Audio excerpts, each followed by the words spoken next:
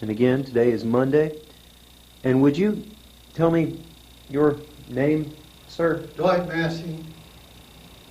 And Mr. Massey, could you tell me a little bit about some of your experience during the World War II era?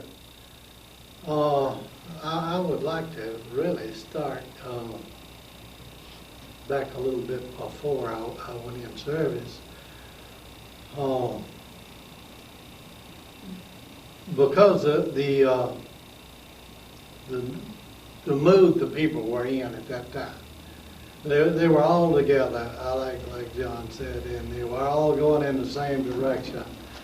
And well, I say all, of course it was a small percent, it was not, but generally up in the 90% was all for the war and all for, all for the servicemen, and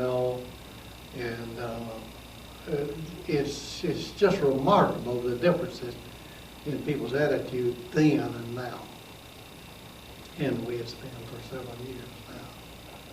But a lot of us came off of a small farm, I did, and had really never been anywhere much. I'd been to South Carolina half a dozen times maybe, and North Carolina once. Never seen the ocean, never seen any of these things that's in the world. So everything was new to me, everywhere I went. And of course I was drafted.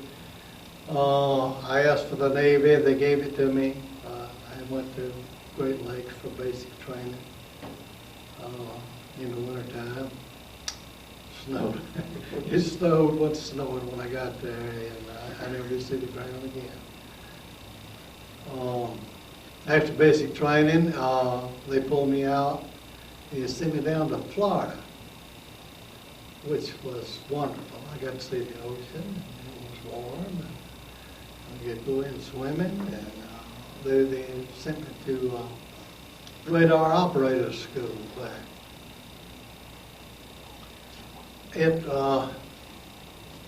Well, just facts are facts, it was a hard school. You was in the classroom at 6 o'clock in the morning, and you got out of the classroom at 10 at night. Now, the things were broken up into 2-hour shifts, 2 hours in the classroom, and you come out and you had breakfast and attended anything that you had to attend to there for a 2-hour period. And then back in the classroom at 10, out 2 hours for lunch. You had to wash your clothes and maybe do a little corresponding and so on. And then it was back in the classroom for 2 hours. Came out, and we had 2 hours of physical training, then a 2-hour lunch supper period, and then 2 hours in the classroom, and we was out at 10. So we was getting somewhere from 6 to 7 hours sleep. And then you'd have to stand that watch at night once a week from 12 to 4. I think that was all deliberate because at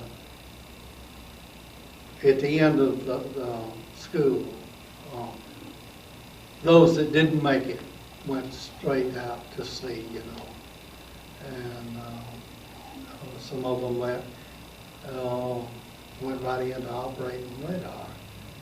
Well, they pulled me out along with, 6 or 8 more, I guess, with the class of about 35. And sent me to Washington, D.C. to, they call it Special Projects School, but what it was radar countermeasure.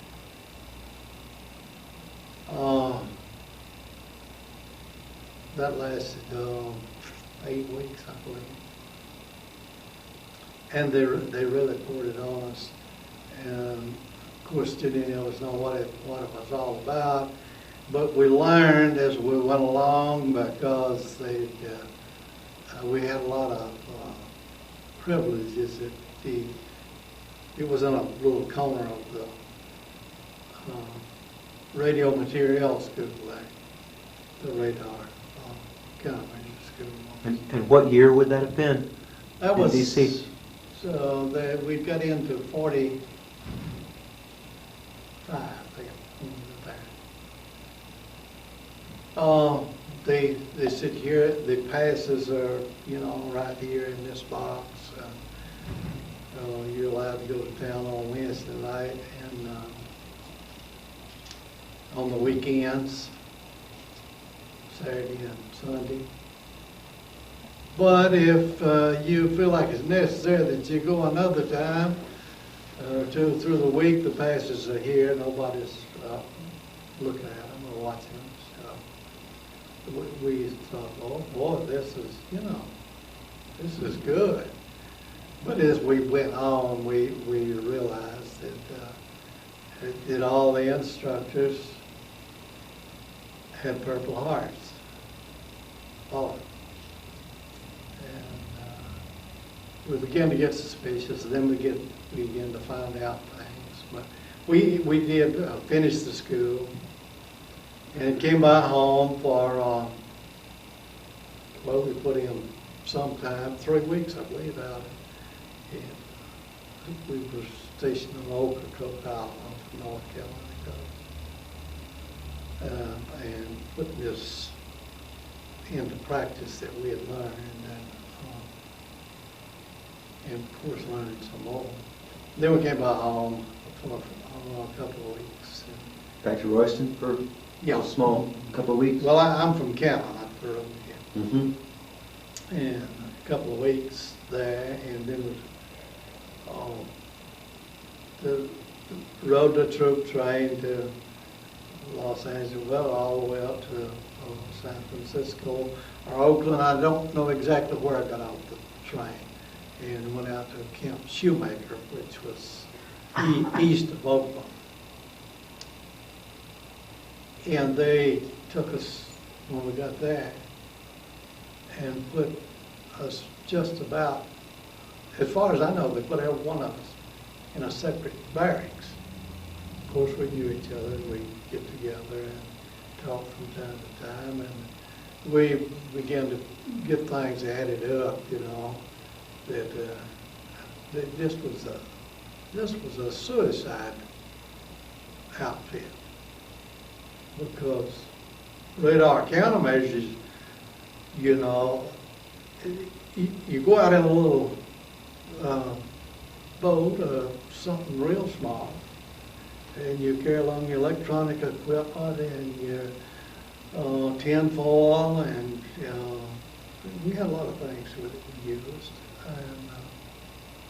and you pretended to be a huge fleet, and at times you could pretend to be maybe 100 airplanes.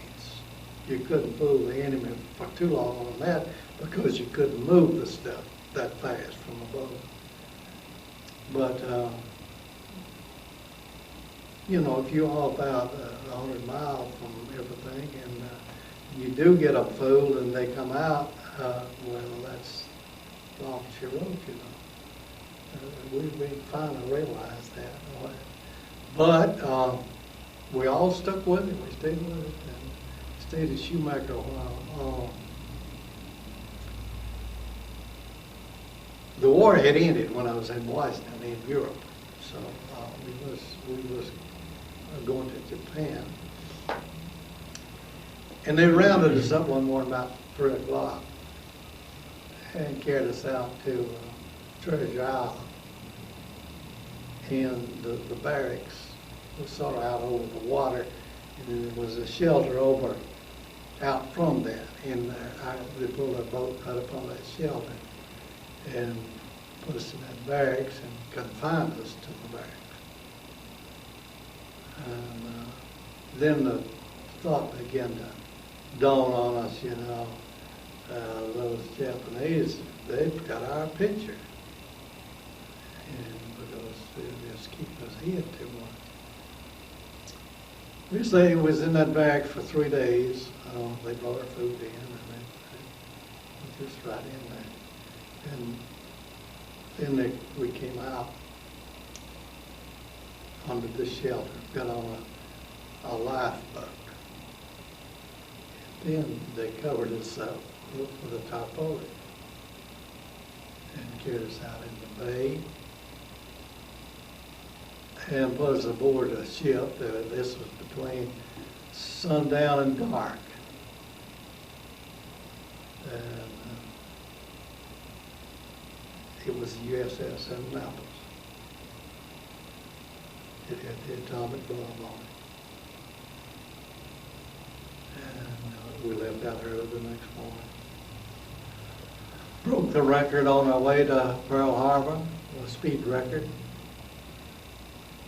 But when we got to Pearl Harbor, we got off there. We were just passengers. And of course, Annapolis went on to Saipan and unloaded the part of the bomb that it carried. Part of it they carried out, flew it out, plane. But the part they had on there was, well, there was two parts on the Annapolis. One was in a big box, wooden box, maybe 5 feet tall, 5 feet wide, and maybe 12 feet long or something like that. As well as I remember, that was the size of it. And it was guarded by Marines. And of course, like I said, we got off at Pearl and it went on Saipan, unloaded the bomb, and the rest of its history. They put it on the plane and put it together on the plane, I understand, and on their way to Japan.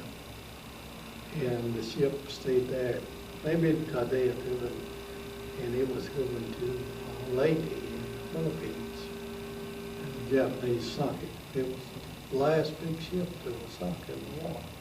That was the Annapolis? The USS Annapolis, heavy cruiser. And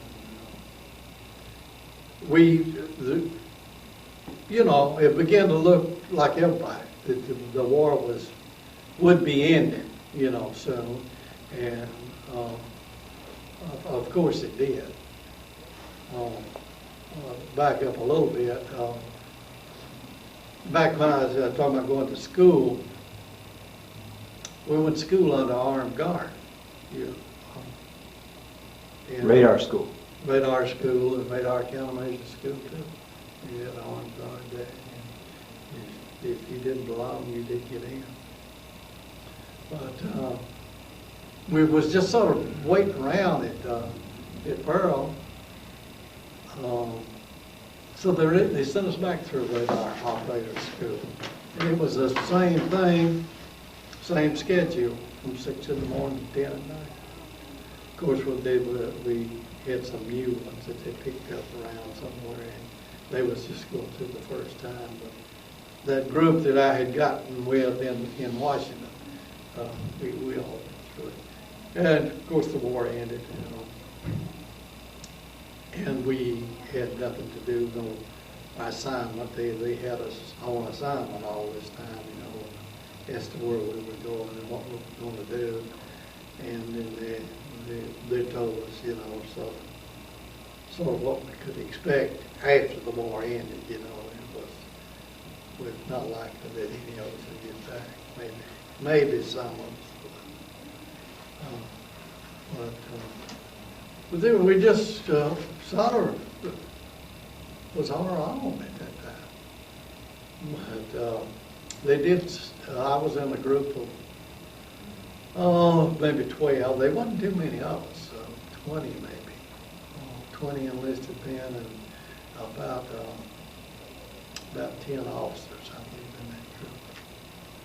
Was that about the size of the class in the previous one as well? In D.C., that's the size of the class. And the second class after the end of the war was also in D.C.? No, that was in Pearl. Gotcha. That was down in Pearl Harbor then. Well, it's halfway between Pearl and in Honolulu, Camp Catlin. I noticed that somebody had something in the paper about that a year or two ago. They helped build Camp Catlin over in Hart County. I don't remember his name now. But they sent us in, a dozen of us maybe, to Guam to a receiving ship, you know. And then when people come by and want somebody, they just requested them by how many men you got, you know, and we were getting out assignments. So after a while there, the aircraft carrier USS Boxer pulled in the harbor, and it was the carrier vessel 21. And our little group had thinned down. There was only 3 of us there, I believe. And one, he had his bag packed going to Pelu, and then Thomas Canary from Vermont was on a sign. We had sort of finagled around, and we had us a job in the post office. We was going to work the next Monday or something. But this carrier come in, and we said, let's go out there and see if we can get us a job on that thing. We did. Went out there and hired up the commanding officer of the radar division. Told him our sad story, and he drafted us off. We went aboard ship. That was real nice. The war was over, and we weren't too afraid. And, we got to see a lot of the country.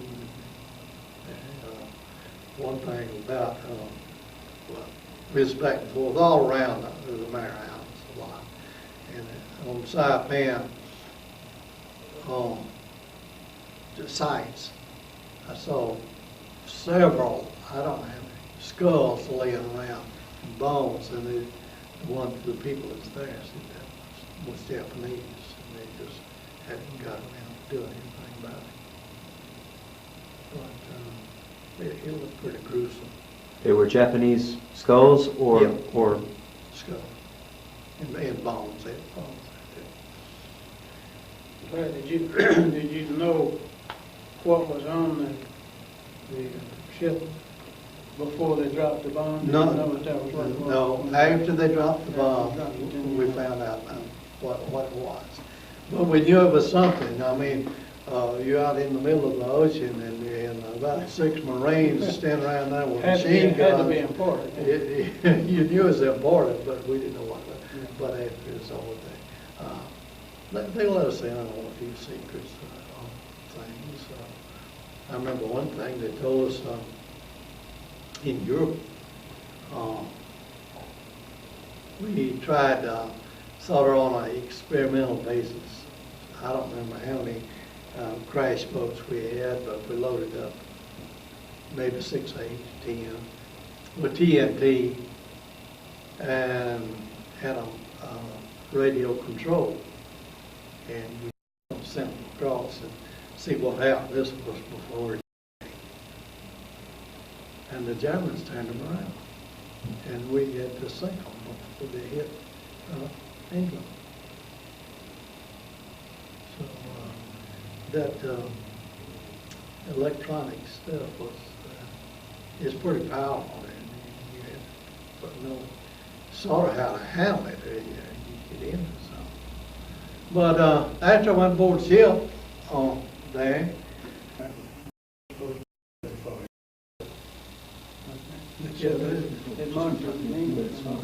there was three things. We'll like get that to you in went just a out. moment. Okay. Just wind this up after a few Yeah. minutes. I went off and left my earpiece. Oh, well, then I'm here kind of strange, but you're trying to listen. my booming voice. I think we're going to talk for a few minutes more, and then I'll turn the camera on you. But I just replaced the tape, and we're still on the 1st of August, and you were speaking about the China Sea, I believe, shipping out on that boat after the war had ended. Yeah. And I just had to replace the tape. Sorry, before I interrupted you. Did I interrupt a train of thought? Were you? How much longer did you serve? at that point? From then on, I was just sort of running about the places I went in the order that I went to them. It's, I don't know, there's maybe 4 or 5 months left. But there's not that much to tell about. But you saw the Marianas, did you say, or? Yeah. The Guam, Rota, Saipan, Tinian.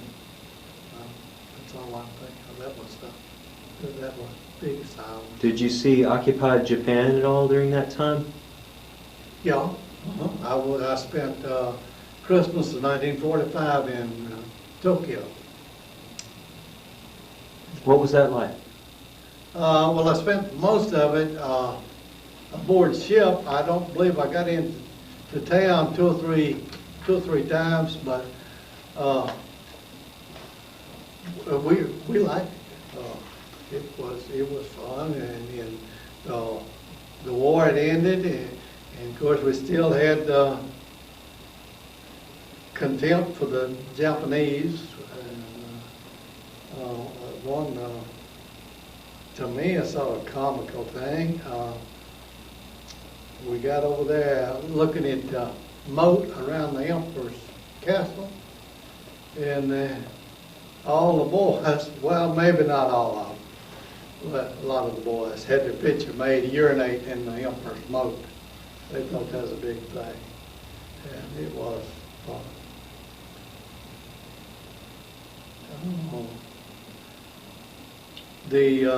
Let's see, we'd come back to Guam and Saipan a lot of times, but went by Korea. And then we took a trip down to the Philippines. Remarkable thing happened down there.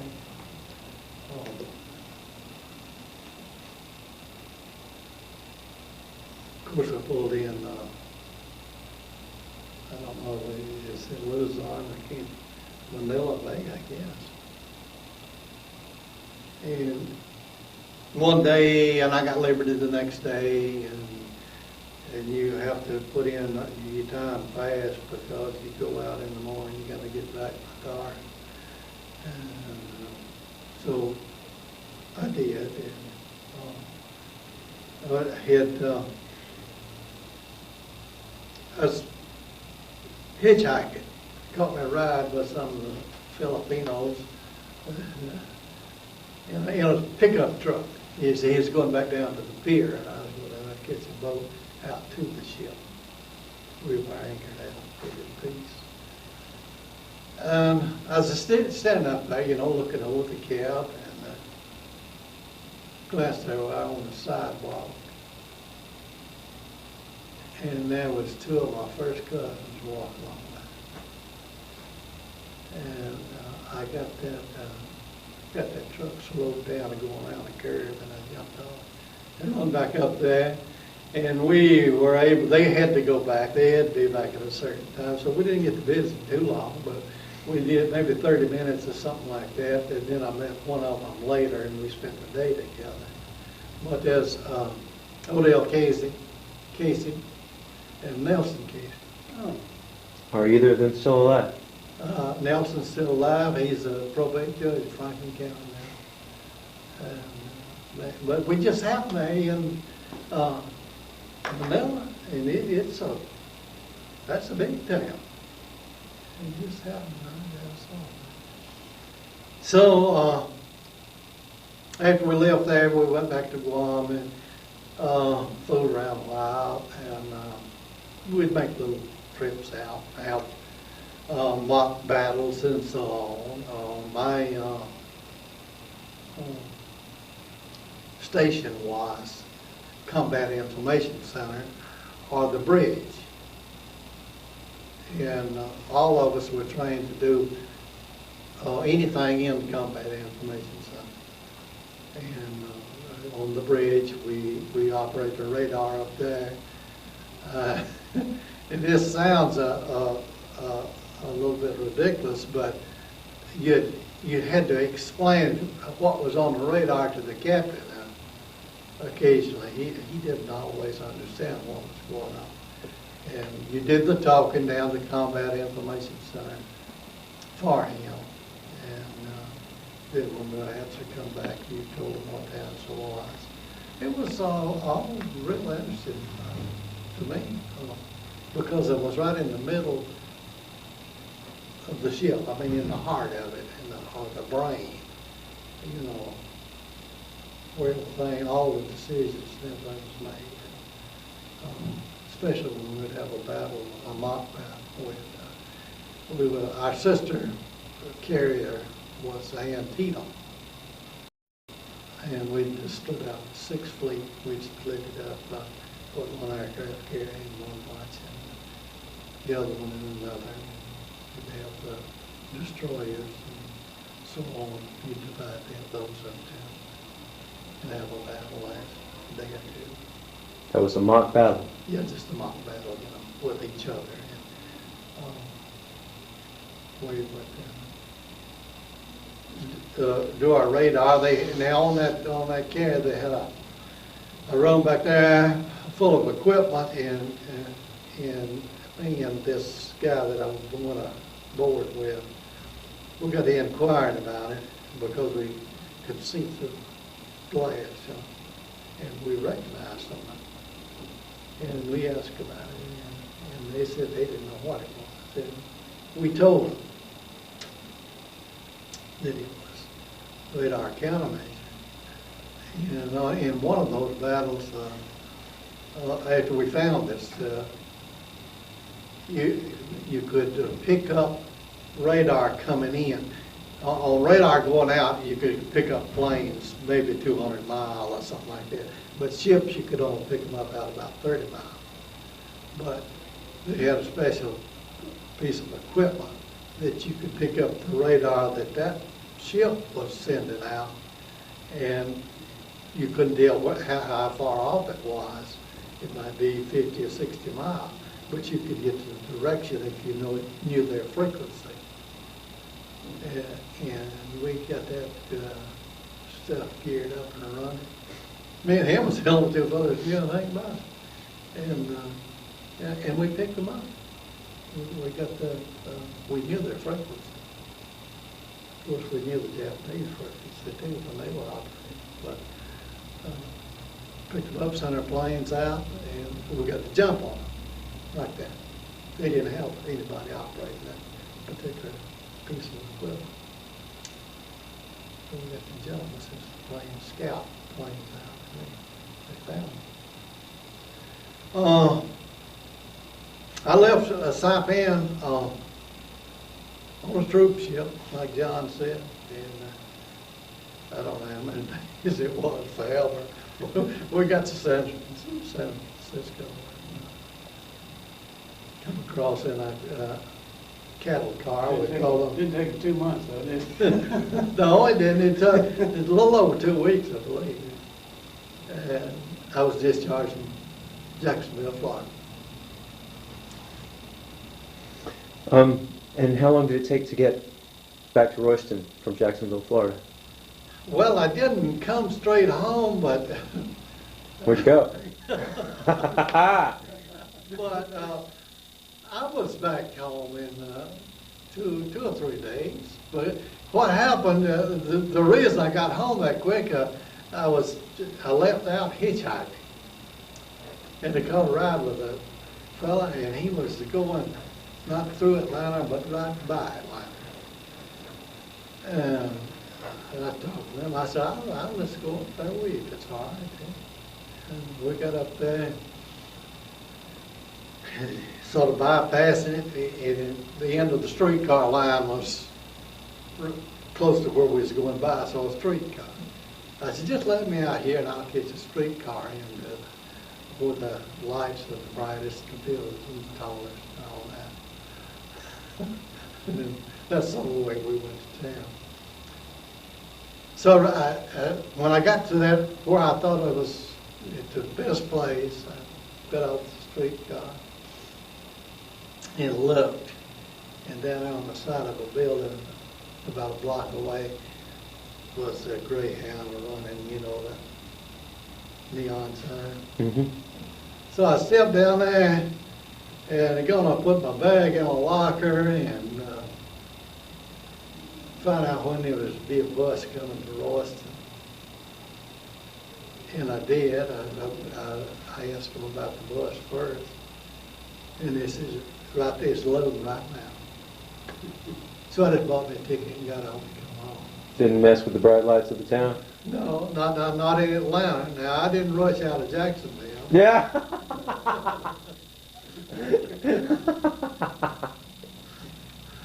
But it just happened. I got on the streetcar, and there was a bus station and a good place to leave my bag. And when I got there, they asked about the bus schedule, and they were loading. Well, I just got on and come on. So, I don't know, all told, 2 or 3 days. You're talking about differences now. There's a lot of difference in Atlanta from now and then and now. Yeah. But you know, back then, you was not afraid in any town you went in. Nobody bothered you. You go in a restaurant and order a meal, and almost half the time somebody would come by and pick up your ticket and go pay it. It was, I mean, you talk about heroes that hadn't done anything. Now, we were heroes that hadn't done anything. We were in the service, and if somebody come by and paid for your meal. And they was just, I mean, we talking about the people in the United States, they was just good to us. Of course, people in the other countries were afraid of us. And that is reversed, you know. Now, people in other countries are not afraid of us, and people here are not good to us. They'll do the same thing to us as you would. We wouldn't have followed them. Did you meet all kinds in the service? All kinds of people? Yeah. Yes, they're just like they are out here. Yeah, there's good people, and there's some that's not good, so good. I was handicapped because I would leave this group and join another so many times, you know, before I finally got settled in aboard ship. And I knew them. There was some good guys on there, and some of them in town from down. I remember one, Willie Smith from New York City. He could walk all right, you know, but he had never done anything. He didn't know how to do anything except get drunk. He got drunk one time. And I set him in my lap, or I didn't set him in my lap, some of my buddies set him in my lap, and I carried him up a cargo net about 20 feet. He was drunk? He was drunk. But he could sit upright and hold himself upright with his hands, but he couldn't carry any weight. And I was able to carry him up, but he couldn't carry it. I don't know, he could have got up if he hadn't been drunk. But I can't remember that cargo net. Because the what they had told us, and we believed that you're too drunk to go up a cargo net, they'd lower one and put you in it and haul you up, and then you'd have to spend 3 days in the brig. So he didn't want to do that, and I just carried him up. Why don't you tell me a little bit about the rest of your life around here since the war? Since the war. Well, I went back to the farm.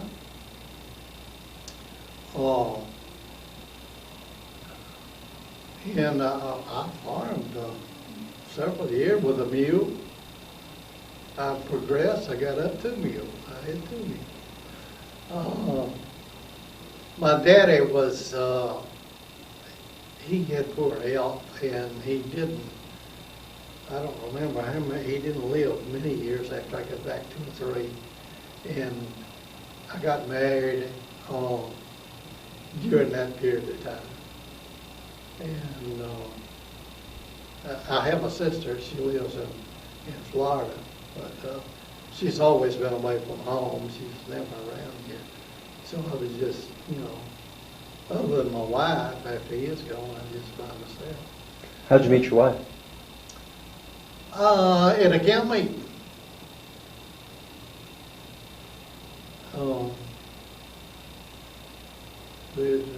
It'll be going on beginning next week. Out at the camp in Little Piece. Starts next Friday. But she was from Athens, and she was going to get visited somebody, and I met at the campground. Are you still farming? No, I farmed, well, yes, I am. I said no. I've never been without some cows and some chickens, yard chickens. Right now I got some cows and goats, that's all I've got. But 1955, I was appointed to the position of postmaster at county. And I served in that position 33 years and a month or two.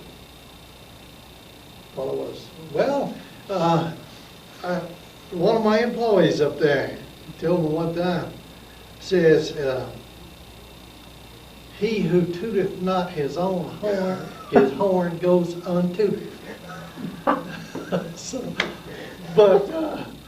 While I was postmaster, I was elected state president. I served, I believe, a year and a half.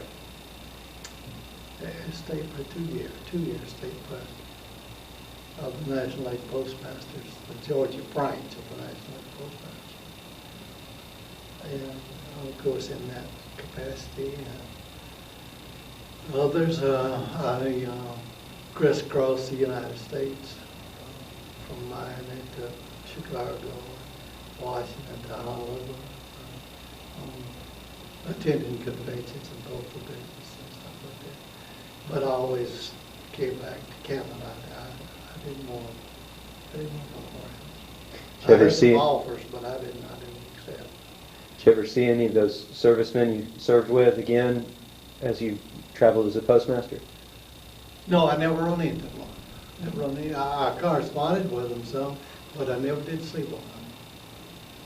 If you were to look back and sum up for a younger person what your generation or what some of your experiences were, if you were to give them some thoughts, what would you want to say to a younger person about those days?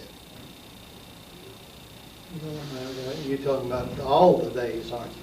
Well, pretty much. I'm really thinking about. I'm thinking about the World War II era writ large. I mean, what would you want younger people to know about that? I would want to point out that the fact that sticks out so much for me is the difference in the attitude of the people then and now. Because then they were helpful to one another, and they were helpful to the servicemen. And it was some time after I come back from service before I had a door with a lock on it. And now you don't dare have a door without a lock. That gives you some idea of the character of the people at that time as compared to now. Well, thank you very much for speaking with me today and for sharing some of your history. I'm very grateful. Well, really, I hope it would be useful, and especially, I hope people get better. Thanks very much, sir.